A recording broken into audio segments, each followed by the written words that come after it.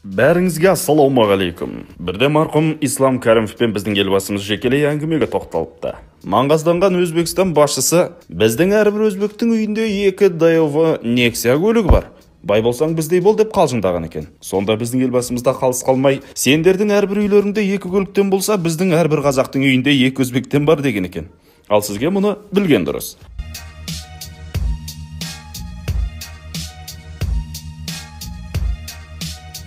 Айлығы шайлығына жетпей отырған, бірақ орташа жалақысы 500 мың теңге болатын қара қазақтың табысын қара мұнайлы Арабиямен салыстыруға келе ме? Келмейді. Статистикасы шынайы мәліметтерге сүйенетін болса, Қазақстанның ең төменгі жалақысы 25 мың, ал ең жоғарғы жалақысы 700-800 мың теңгені құрайтынын білген жөн. Қызық. Тәулігіне 24 сағат бойы жұмыс істеп 25 мың теңге нәпақа табатын жалғыз ел Қазақстан ғана.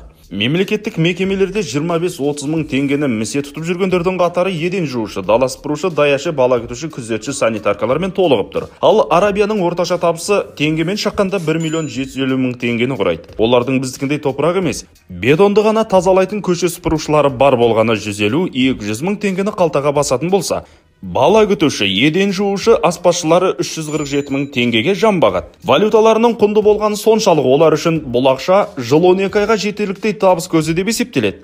Ал 12 айдың әрбірінде 347 мың теңге алатын қарапайым шаруалардың жағдайын ойлап көріңіз.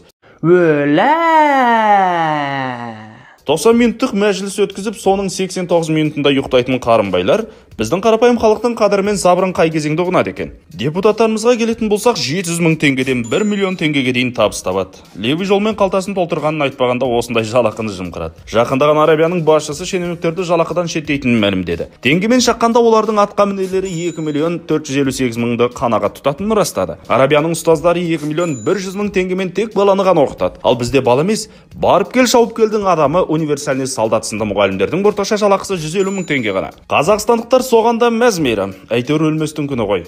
1993 жылы айтылған сөз. Арабия мұнаймен байып отыр, оларда тек мұнай ғана бар. Біздің Қазақстанда мұнаймен қоса Менделеев кестесіндегі 99 элементтің барлығы бар. Арабия жаңа туылған балаға $900 төлесе, біз $9.000 төлейтін боламыз. Әрбір қазақтың орташа жалақысы $20.000 болады. Құрғақ қасық аузымызды жыртты. Кесек-кесек ет жейміз деп отырғандардың қолында сүйек саяқта жоқ. $9.000 тұрмақ 21 мың теңгені ала алмай жүрген қазақстандықтарға бұл айтылғандар ертегідей көрінер сірә. Мәтінді оққан Айдос Оразай, жазған Бағжан Бақбергенұлы сіз үшін білген дұрыс.